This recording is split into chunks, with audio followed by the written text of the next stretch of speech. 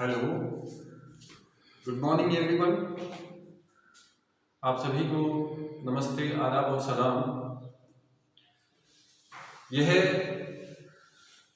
आओ अंग्रेजी सीखें का हमारा तीसरा भाग है, तीसरा वीडियो है और इसमें हम एक बहुत ही इम्पोर्टेंट अंग्रेजी के एक बहुत ही इम्पोर्टेंट सेक्टर की एक चैप्टर की शुरुआत करने जा रहे हैं, टेंसेज की।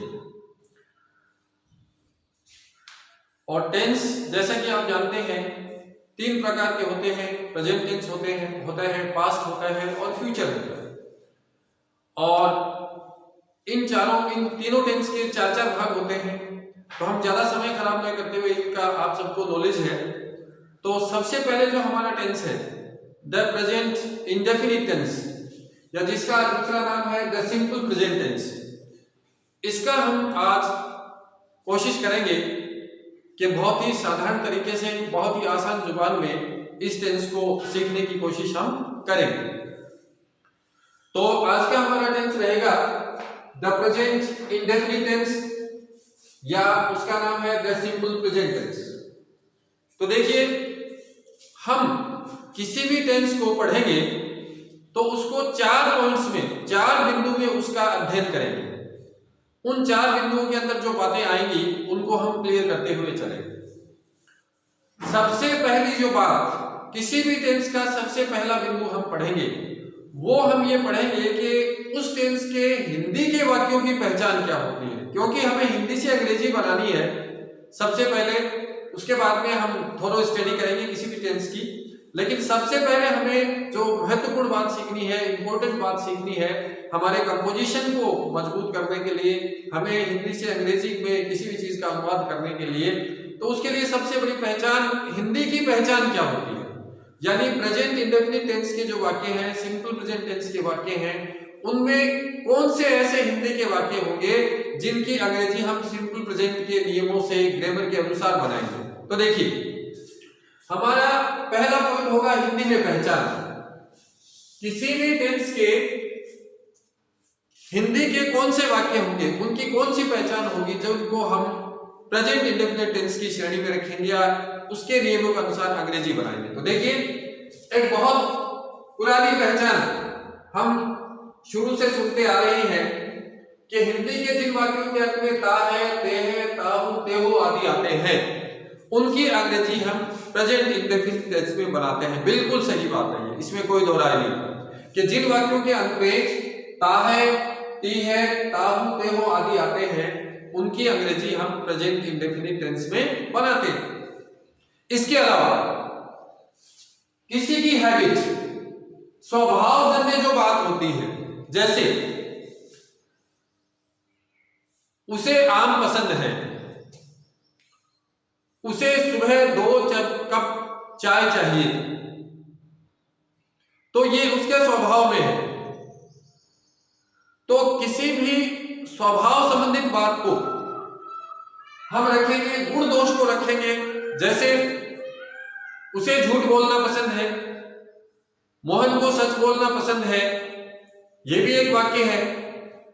इनके अंत में ता है, ती है, ताहू आदि तो नहीं आए, लेकिन ये किसी भी व्यक्ति का, किसी भी वस्तु का गुण जो होता है, स्वभाव जो होता है, दोष जो होता है, उसको बताने के लिए भी हम प्रेजेंट इंडेफिनिट टेंस का यूज करते हैं।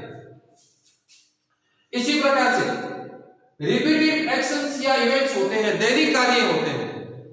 जैसे मैं रोजाना स्कूल बस से स्कूल जाता हूं, वह रोजाना सुबह घूमने जाता है, उसे सुबह घूमना पसंद है, उसे जल्दी उठना पसंद है। तो ये जो वाक्य है, ये रिपीटेड एक्शन है। वह रोज जल्दी उठता है या उसे रोज जल्दी उठना पसंद है, वह पैदल स्कूल जाना पसंद करता है या वह पैदल स्कूल जाता है। तो ये इस तरह के वाक्य जिनमें रिपीटेड एक्शंस हो या इवेंट्स हो, यानी बार बार रोजाना जो काम होते हैं, दैनिक जो काम होते हैं, दैनिक जो घटनाएं होती हैं, उनकी भी हम प्रेजेंट इंडेफिनिट टेंस में शामिल करेंगे। इसके अलावा जो सार्वत्रिक, साधारण या वैज्ञानिक सत्य होते हैं, यानी यूनिवर्सल, जनरल या साइंटिफिक ट्रूथ्स होती हैं, उनको भी हम किसमें शामिल करते हैं? प्रेजेंट इंडेफिनिट टेंस में शामिल करते हैं। जैसे यूनिवर्सल ट्रूथ जो कोई भी बात है उसके बारे में हम कह सकते हैं कि सूरज है वो पूरब में निकलता है, हमेशा ही पूरब में निकलता है। ये एक साधारण सत्य है, एक यूनिवर्सल ट्रूथ है, एक जनरल ट्रूथ है ये। और बहुत सारे वैज्ञानिक तथ्य हैं जो प्रमाणित हैं कि वो वैसे ही होते हैं। जैसे पानी 100 डिग्री सेंटीग्रेड पर उबलता है, पानी है वो 100 डिग्री सेंटीग्रेड पर उबलता है, और हाइड्रोजन और ऑक्सीजन दोनों मिलकर जल बनाते हैं। तो ये ऐसी चीजें हैं, साइंटिफिक चीजें हैं जो जिनमें परिवर्तन नहीं होता है सामान्य परिस्थितियों में। तो ऐसे वाक्यों को भी हम प्रेजेंट इंडेफिनिट में शामिल करते हैं। और इसी तरह से कई पूर्व निर्धारित कार्यक्रम होते हैं, प्री प्लान्ड एक्शंस होते हैं। वो लगते हमें ऐसे हैं कि ये फ्यूचर टेंस के हैं, लेकिन एक्चुअली जो प्री प्लान्ड एक्शंस होते हैं उनकी अंग्रेजी हम प्रेजेंट इंडेफिनिट में बनाते हैं। जैसे 10वीं क्लास की परीक्षाएं हैं वो 12 मार्च से शुरू होगी, लेकिन जब उनकी हेडिंग हम बनाएंगे तो वो प्रेजेंट इंडेफिनिट टेंस में ही बनेगी। आगे इन चीजों का हम अध्ययन करेंगे। तो हिंदी में पहचान, पहला पॉइंट हमारा रहेगा, किसी भी टेंस के वाक्यों को अंग्रेजी बनाने के लिए उनकी हिंदी में पहचान क्या होती है, ये बात बहुत महत्वपूर्ण है। तो सबसे पहला टेंस हमारा आज का प्रेजेंट इंडेफिनिट टेंस है, उसकी एक सामान्य पहचान तो हम देखते हैं कि जिन वाक्यों के अंदर ता है, दे है, ता हूं, ते हो आदि आते हैं उनको तो हम इसमें शामिल करेंगे ही करेंगे। लेकिन किसी की भी हैबिट होती है, स्वभाव गुण दोष आदि होता है, रिपीटेड एक्शंस या इवेंट्स होते हैं, दैनिक घटनाएं या कार्यक्रम होते हैं, इसी तरह से सार्वत्रिक, साधारण या वैज्ञानिक सत्य होते हैं, वेरी यूनिवर्सल, जनरल या साइंटिफिक ट्रूथ्स होते हैं, या प्री प्लान्ड जो एक्शंस होते हैं, पूर्व निर्धारित कार्यक्रम जो होते हैं, उन सबको हम प्रेजेंट इंडेफिनिट में शामिल करते हैं। आगे हम इस प्रकार के वाक्यों को बनाना सीखेंगे। तो पहला हो गया पहचान, हिंदी में पहचान। नंबर 2, दूसरा पॉइंट हम लेंगे हेल्पिंग वर्ब का। कोई भी टेंस हम पढ़ेंगे तो उसमें दूसरा पॉइंट हमारा हेल्पिंग वर्ब का रहेगा, सहायक क्रिया का रहेगा। तो हम प्रेजेंट इंडेफिनिट टेंस की यदि बात करें कि इसमें सहायक क्रियाएं क्या हैं, तो देखो इसमें दो सहायक क्रियाएं हैं, एक तो डू है और दूसरी डज है। एक तो डू है और दूसरी डज है। अब चूंकि दो सहायक क्रियाएं हैं तो दोनों का प्रयोग कैसे करेंगे हम, तो देखो इनका यूज करने के लिए हम पहला पॉइंट तो ये याद रखना है कि प्रेजेंट इंडेफिनिट टेंस का यदि कोई वाक्य अफर्मेटिव है, सकारात्मक है, पॉजिटिव सेंटेंस है, तो उसमें हम कोई भी हेल्पिंग वर्ब नहीं लगाते हैं, न तो डू लगाते हैं न डज लगाते हैं।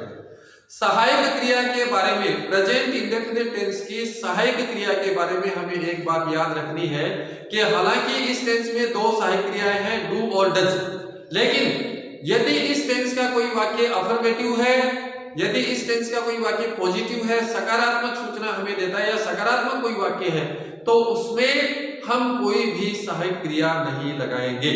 नंबर 1। अब सहायक क्रिया के बारे में दूसरी बात, जब अफर्मेटिव सेंटेंस में हम सहायक क्रिया नहीं लगाएंगे तो फिर कौन से प्रकार के वाक्य में लगाएंगे?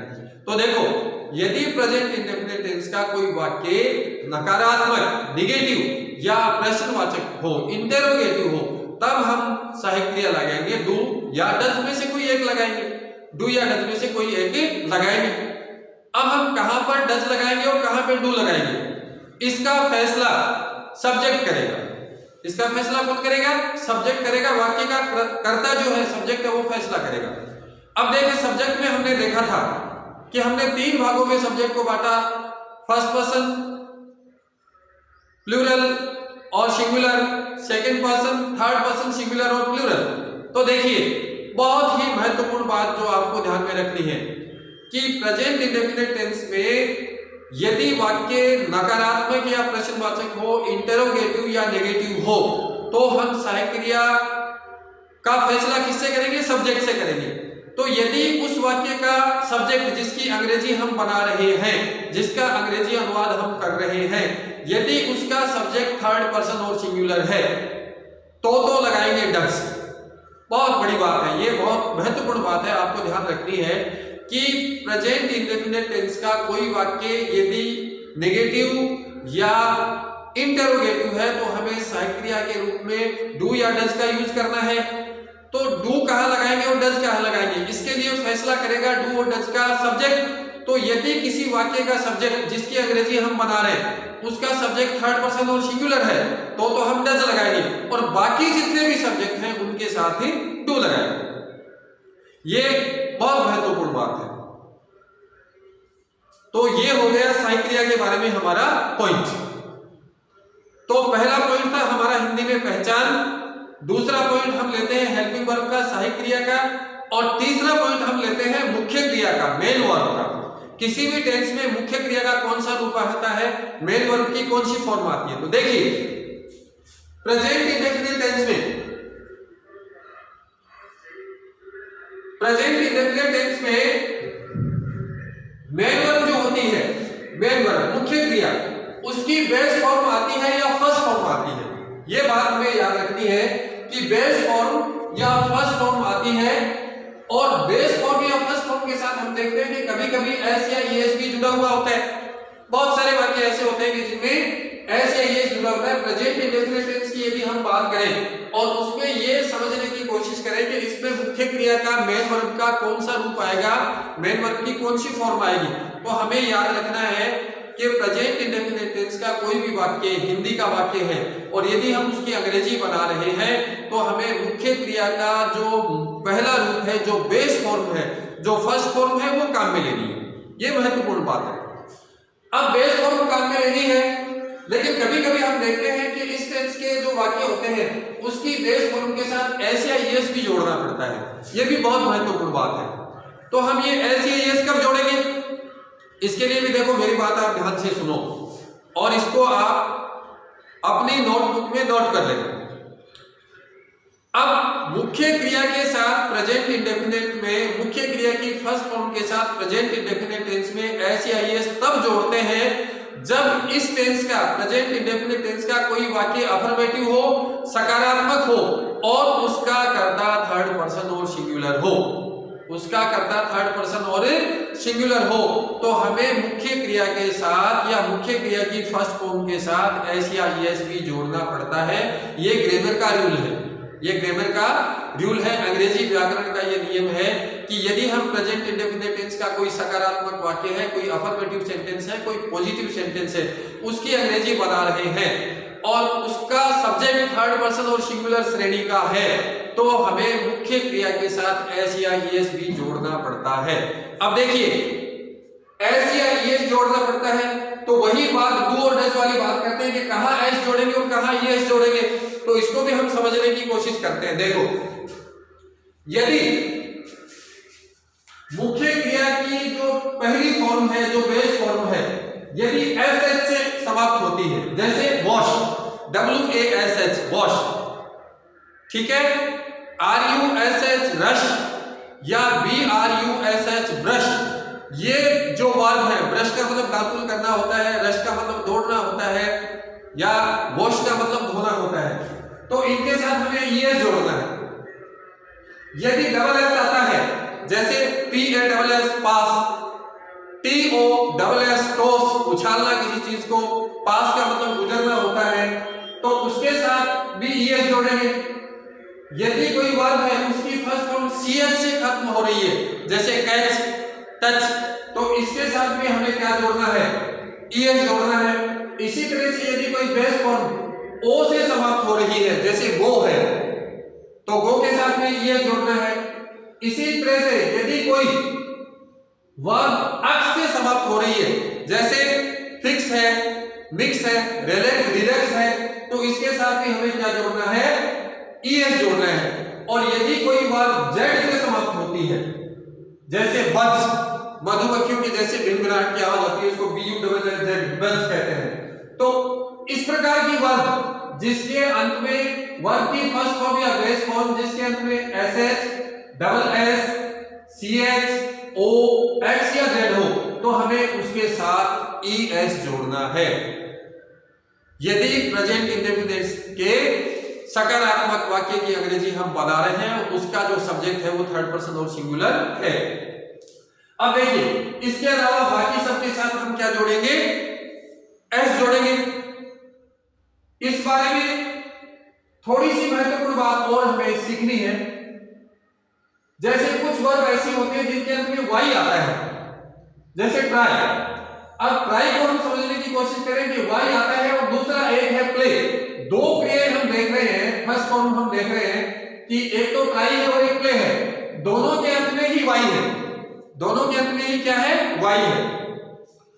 तो देखिए ट्राई के अंदर वाई से पहले कॉन्सोनेंट है और प्ले के अंदर वाई से पहले वाउल है, ए है, vowel, A E I O you, तीनों को क्या कहते हैं, वाउल कहते हैं। और बाकी 21 जो अक्षर हैं 26 में से उनको कॉन्सोनेंट कहते हैं। तो देखिए यदि कोई वर्ड की फर्स्ट फॉर्म जिसके अंत में वाई हो उससे ठीक पहले कोई कॉन्सोनेंट हो तो उसमें एस या एस लगाने का नियम ये है कि अंतिम जो वाई है उसको हटाकर आई ई एस लगाते हैं।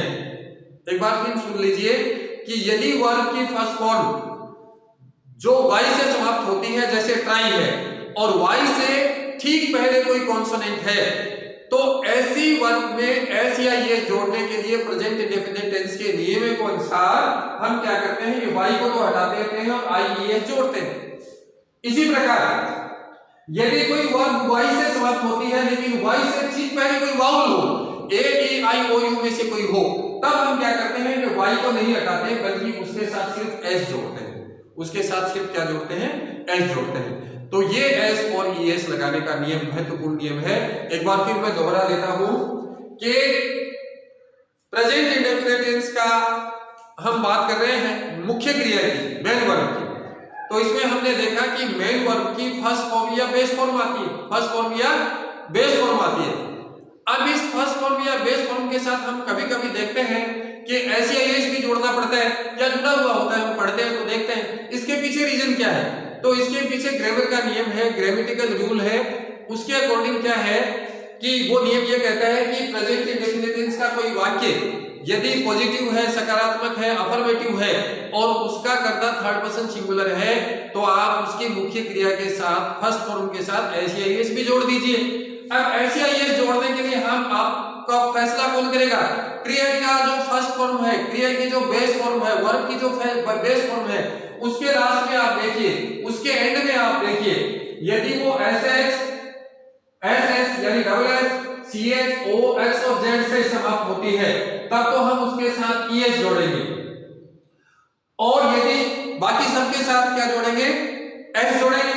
और कुछ खास बात याद ये रखनी है वाई के संबंध में हमें कि कोई भी वर्ब की बेस फॉर्म जब वाई से समाप्त होती है वाई से ठीक पहले क्या होता है, कोई कॉन्सोनेंट होता है। तो ऐसी स्थिति में एस या ये जोड़ने के लिए हमें वाई को हटाकर आई एस जोड़ना पड़ता है। और यदि कोई ऐसी वर्ब जिसके अंत में वाई है, जिसके एंड में वाई है और वाई से ठीक पहले कोई वाउल होता है तो हमें कुछ भी हटाना नहीं है बल्कि सिर्फ एस जोड़ना है।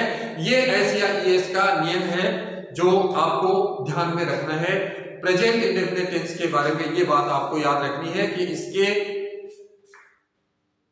अंदर जब हम अंग्रेजी बनाएंगे तो मुख्य क्रिया की फर्स्ट फॉर्म या बेस फॉर्म काम आती है, कभी कभी एस या एस भी जोड़ देते हैं। एक महत्वपूर्ण बात और यह है कि यदि किसी वाक्य में हम डज का प्रयोग कर लेते हैं तो उस वाक्य में फिर एस या एस नहीं जुड़ेगा फर्स्ट फॉर्म के साथ। दोबारा सुन लीजिए कि यदि किसी वाक्य में हम प्रेजेंट इंडेफिनिट के किसी वाक्य में हेल्पिंग वर्ब डज का प्रयोग कर लेते हैं तो ऐसे वाक्य में मेन वर्ब की फर्स्ट फॉर्म के साथ एस या एस कभी नहीं आएगा, चाहे उसका सब्जेक्ट थर्ड पर्सन सिंगुलर ही क्यों ना हो, क्योंकि उसका एस है वो डज के साथ पहले से ही ऑलरेडी जुड़ा हुआ है, तो ये नहीं जुड़ेगा। ये हमारा महत्वपूर्ण पॉइंट है मेन वर्ब के बारे में। एक बार फिर हम देखते हैं आज का हमारा tense the present indefinite tense या सिंपल प्रेजेंट टेंस। पहला पॉइंट हमारा हिंदी में पहचान का, वाक्य के अंत में ता है, ते है, ताहू, तेहो आदि मिलते हैं या फिर हैबिट मिलती है, रिपीटेड एक्शंस होते हैं, इवेंट्स होते हैं या फिर हम देखते हैं कि यूनिवर्सल जनरल साइंटिफिक ट्रूथ्स होते हैं या प्री प्लान्ड एक्शंस होते हैं। इन सारे वाक्यों में अगर हिंदी में अगर कोई ऐसी बात हमें मिलती है तो उसकी अंग्रेजी हम प्रेजेंट इंडेफिनिट के नियमों के अनुसार बनाएंगे। नंबर 2, दूसरा पॉइंट हमारा हेल्पिंग वर्ब का रहेगा।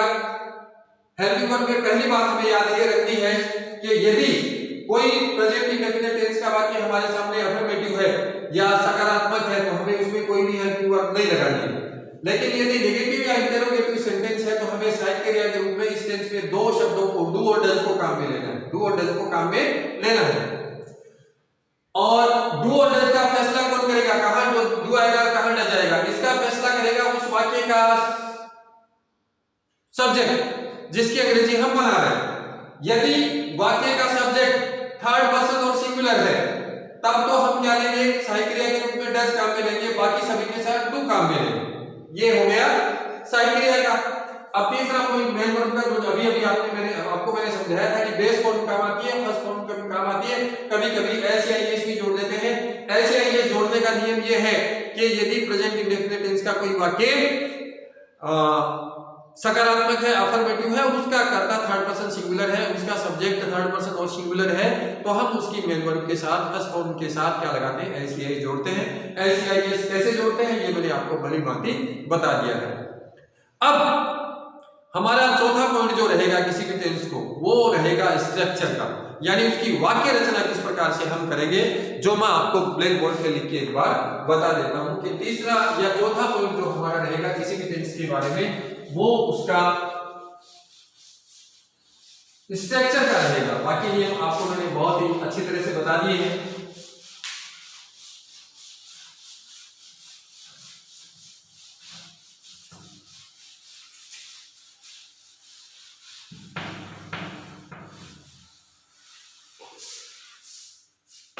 देखिए स्ट्रक्चर में सबसे पहले हम अफर्मेटिव सेंटेंस की स्ट्रक्चर लेते हैं। उसमें सबसे पहले हम सब्जेक्ट लेंगे, हम बात कर रहे हैं प्रेजेंट इंडेफिनिट की, तो अफर्मेटिव सेंटेंस में कोई भी सहायक क्रिया नहीं आती है, बल्कि मेन वर्ब जो बेस वर्ब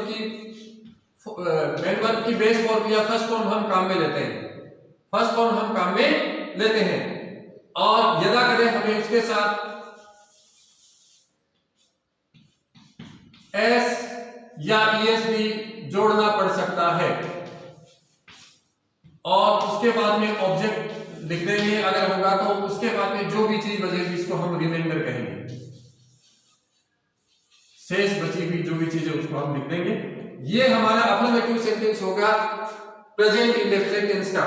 यानी हमने नियम पढ़ा कि प्रेजेंट इंडेफिनिट टेंस का कोई भी अफर्मेटिव सेंटेंस है, कोई भी पॉजिटिव सेंटेंस है, ये पॉजिटिव सेंटेंस, तो इसमें कोई भी हेल्पिंग वर्ब नहीं आती, सीधा मेन वर्ब के बाद में फर्स्ट फॉर्म में ले लेंगे, ऐसे ही इसकी जरूरत पड़ेगी तो उसको लगा देंगे, उसके बाद में ऑब्जेक्ट यदि है तो उसको ले लेंगे, या और कोई बची हुई चीज है तो उसको लिख देंगे।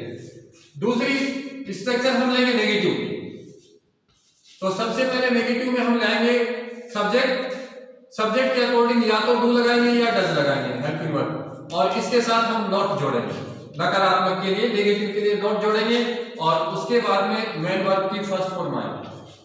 और नकारात्मक वाक्य या प्रश्नवाचक वाक्य में ऐसे यस नहीं आएगा, ऐसे यस नहीं आएगा, फिर हम ऑब्जेक्ट को लगा देंगे और फिर हम रिमाइंडर को लगा देंगे। ये हमारा नेगेटिव सेंटेंस होगा। तीसरी जो स्ट्रक्चर लेंगे हम इंटरोगेटिव सेंटेंस की लेंगे। ऐसा इंटरोगेटिव सेंटेंस जैसा कि मैंने बताया था जो यस नो टाइप होता है, जो क्या होता है, यस नो टाइप होता है। तो उसमें सबसे पहले हमें हेल्पिंग वर्ब चाहिए, तो प्रेजेंट टेंस इंडेफिनिट टेंस में दो हेल्पिंग वर्ब है, तो या तो डू या डज लगा दीजिए जैसी भी जरूरत है। उसके बाद में आप सब्जेक्ट ले आएंगे, उसके बाद में आप मेन वर्ब की फर्स्ट फॉर्म लाएंगे, और उसके बाद में आप ऑब्जेक्ट लाएंगे, उसके बाद में आप रिमाइंडर लाएंगे। ये आपका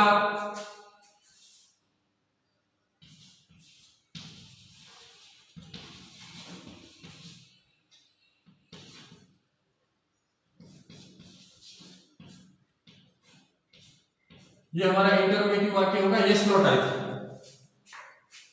यानी सबसे पहले डू या डज, फिर सब्जेक्ट, फिर मेन वर्ब की फर्स्ट फॉर्म, फिर ऑब्जेक्ट। मैंने आपको बता दिया कि जहां डू या डज आ गया वहां पे मेन वर्ब के साथ ऐसे ये नहीं जुड़ेगा।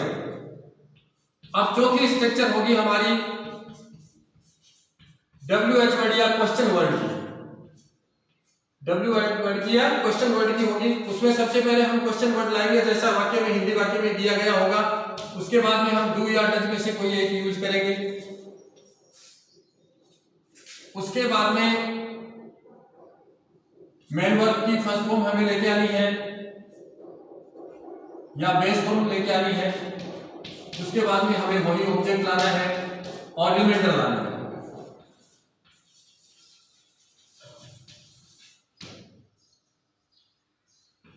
ये भी इंटरोगेटिव सेंटेंस होगा। इसके अंत में भी प्रश्नवाचक चिन्ह आएगा। देखो 4 प्रकार की स्ट्रक्चर है, पहली अफर्मेटिव की, दूसरी नेगेटिव की, तीसरी और चौथी दोनों इंटरोगेटिव की है। इंटरोगेटिव मैंने आपको बताया था मेरे दूसरे वीडियो में कि 2 तरह के होते हैं, यस नो टाइप वाले, यानी जिनके शुरू में क्या आता है उनकी अंग्रेजी तो हम हेल्पिंग वर्ब से बनाएंगे। तो चूंकि प्रेजेंट इंडेफिनिट टेंस हम पढ़ रहे हैं तो इसमें हेल्पिंग वर्ब डू या डज है, तो डू या डज से शुरू करेंगे। इसी प्रकार से क्वेश्चन वर्ड वाले जो वाक्य हैं उनकी हम शुरुआत करते हैं। अब देखिए हम 1-2 वाक्य बनाने की कोशिश करते हैं, इस टेंस का 1-2 वाक्य है वो बनाने की कोशिश करते हैं। अब मैं ऊपर का जो प्रेजेंट इंडेफिनिट टेंस लिखा हुआ है उसको मिटा देता हूं स्पेस के लिए, क्योंकि हम जान चुके हैं कि हम प्रेजेंट इंडेफिनिट टेंस ही पढ़ रहे हैं। तो देखिए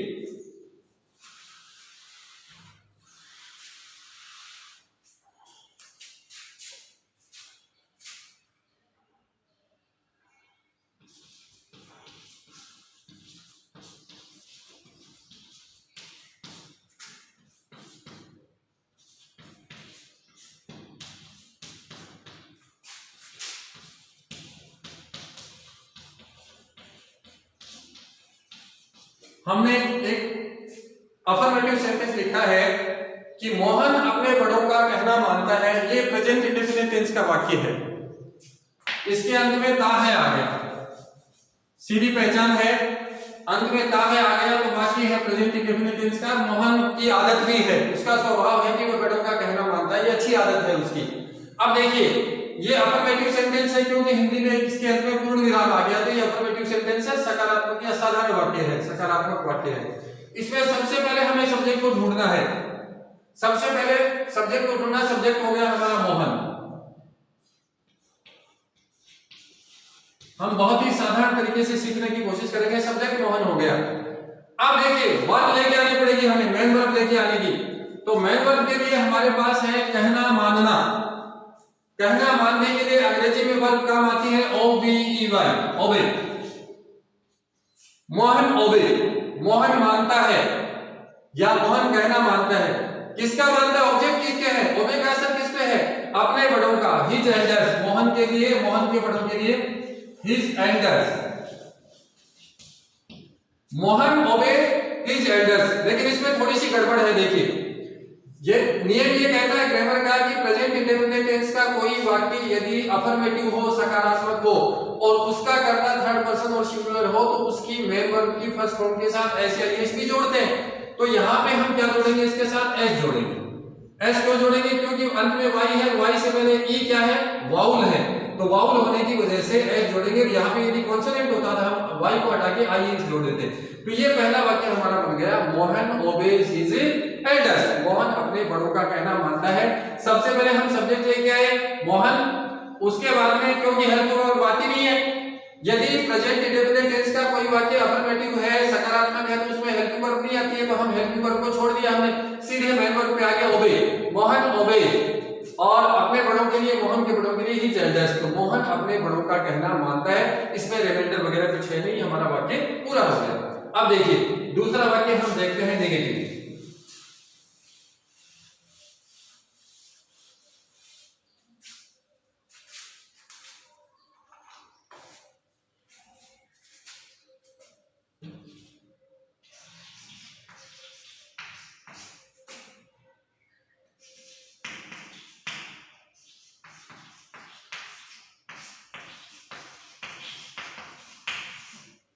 मुझे चाय पसंद नहीं है, मुझे चाय पसंद नहीं है, या मैं चाय को पसंद नहीं करता हूं, ये मेरी आदत है, it's my habit, it's my habit, ये मेरी हैबिट है। तो देखिए ये प्रेजेंट इंडेफिनिट टेंस का वाक्य है क्योंकि इसमें किसी की आदत बताई गई है, इसमें मेरी या किसी की आदत बताई गई है।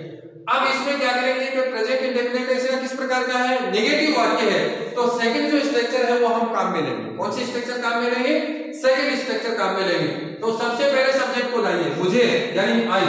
मैं चाय को पसंद नहीं करता हूं, इसको दूसरे रूप में आप बदल सकते हैं, मुझे चाय पसंद नहीं है, इसका मतलब मैं चाय को पसंद नहीं करता हूं। तो नहीं, मुझे के लिए या मैं चाय को पसंद नहीं करता, तो सब्जेक्ट आ गया आई।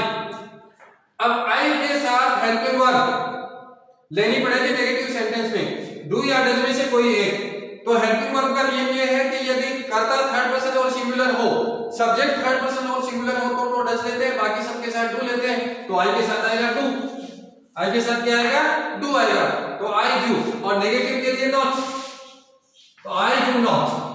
पसंद करने के लिए अंग्रेजी होती है लाइक, तो बेस्ट फॉर्म लाइक ही दे देंगे। आई do not like, I do not like चाय, ऑब्जेक्ट हो गया हमारा टी। इस प्रकार से हमारा वाक्य बन गया कि नेगेटिव वाक्य बन गया, सब्जेक्ट हमने ले लिया आई, मुझे चाय पसंद नहीं है या मैं चाय पसंद नहीं करता हूं तो आई, और नियमानुसार हेल्पिंग वर्ब आएगी डू, नेगेटिव होने के कारण नॉट, आई डू नॉट, और पसंद करने की अंग्रेजी होती है लाइक, तो I do not like, base form आ गई, और ऑब्जेक्ट है किसको पसंद नहीं करता हूं, चाय को नहीं करता हूं तो टी आ गई, और बाकी चीज में इसमें है नहीं है। इस प्रकार से हमारा एक नेगेटिव सेंटेंस बन गया। ये हमारा क्या बन गया है कि नेगेटिव सेंटेंस बन गया। अब हम एक इंटरोगेटिव सेंटेंस बनाते हैं, यस नो टाइप वाला। इंटरोगेटिव सेंटेंस बनाते हैं, यस नो टाइप का वाक्य बनाते हैं।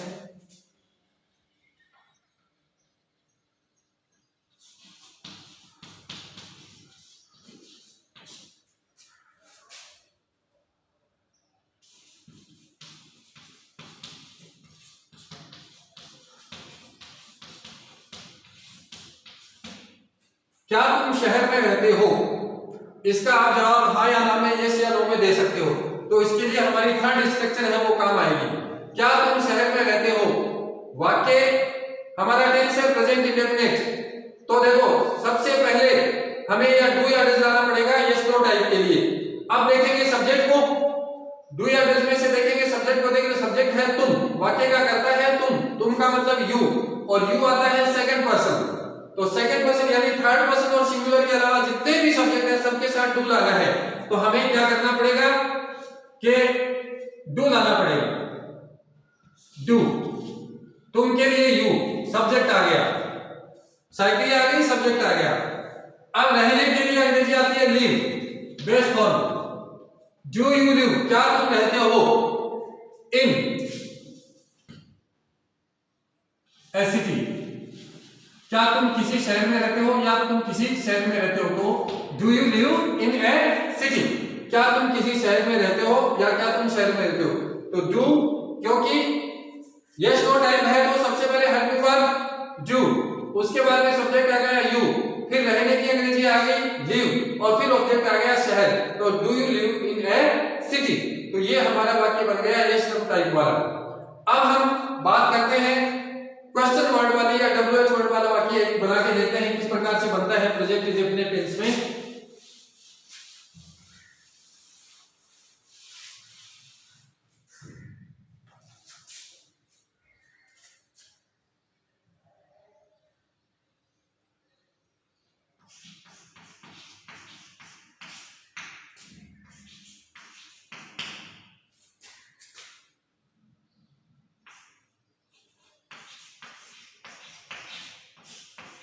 एक बार बिल्कुल सिंपल वाक्य ले लें हम।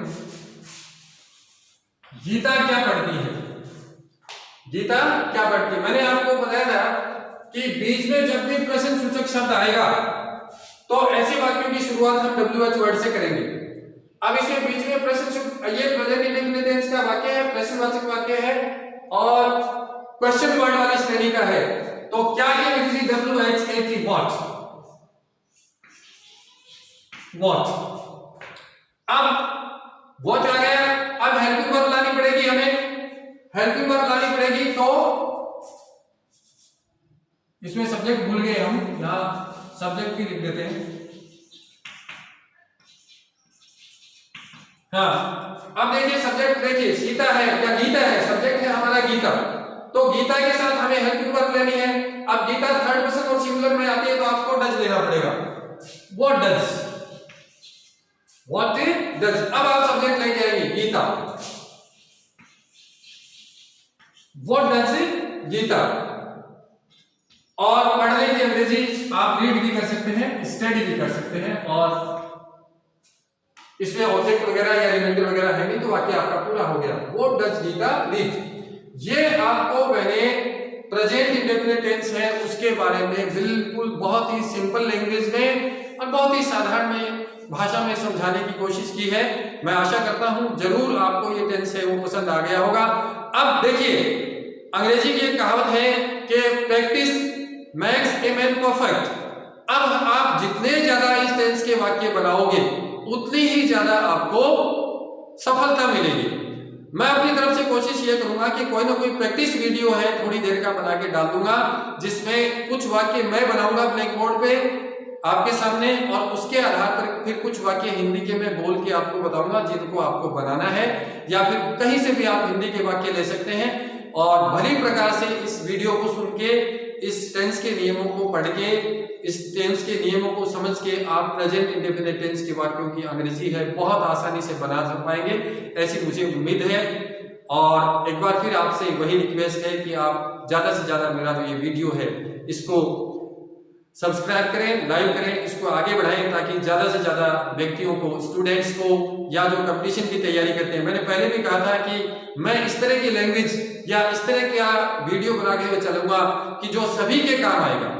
हम बेसिक चीजें हैं उसको सीखते हुए चलेंगे, हम शॉर्टकट नहीं अपनाएंगे अंग्रेजी का, क्योंकि ये लंबी दौड़ है। तो इस लंबी दौड़ में बने रहने के लिए हमें बेसिक जो आधारभूत जो नियम होते हैं उनका ज्ञान बहुत जरूरी है। और मैंने अपनी तरफ से कोशिश की है कि मैं प्रेजेंट इंडेफिनिट टेंस है उसके मूल जो नियम है उसको आपको समझाने की कोशिश करूं। इसके बाद में आगे की स्टडी है वो फिर हम कभी इस टेंस के बारे में करेंगे जो सिर्फ इंग्लिश में पहचान होती है। तो इसके साथ ही आज का ये हमारा वीडियो समाप्त होता है। जय हिंद, जय भारत।